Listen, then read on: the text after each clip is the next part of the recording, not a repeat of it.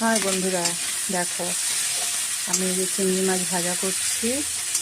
বেশি ভাজবো না, বেশি ভাজলে চিংড়ি মাছ শক্ত হয়ে যায়। তো আমি রান্না করব এই যে পুঁই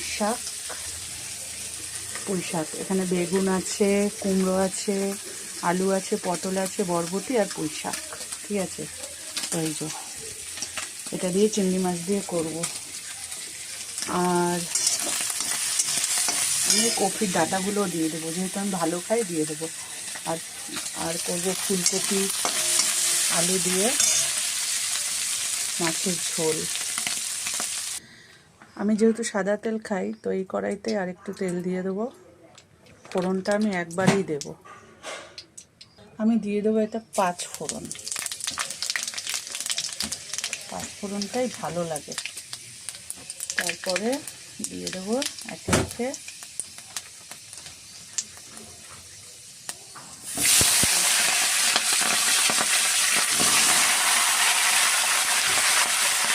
আমি যেহেতু তরকারি বেশি খাই তাই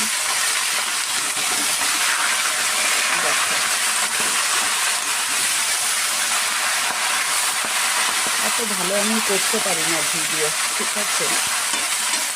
তো এই যে দিয়ে দিলাম নুন পরিমাণ মতো। আর হলুদ,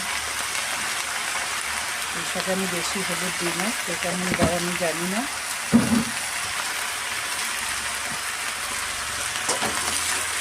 এই দেখো কপির ডাঁটাগুলো আমি দিয়ে দিয়েছি। আমার খুব ভালো লাগে।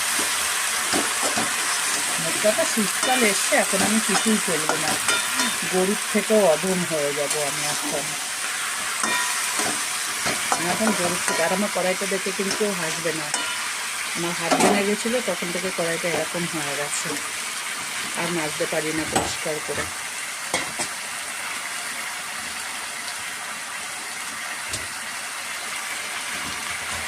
লঙ্কা দেবো, এই যে লঙ্কা, আর নামানোর সময় ধনিয়া পাতা।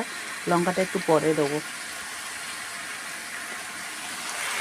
তো আমার এই সবজি পুঁই শাক রান্নাটা চিংড়ি মাছ দিয়ে কেমন লাগবে বা লাগলো অবশ্যই কমেন্টে জানাবে। ভালো থেকো।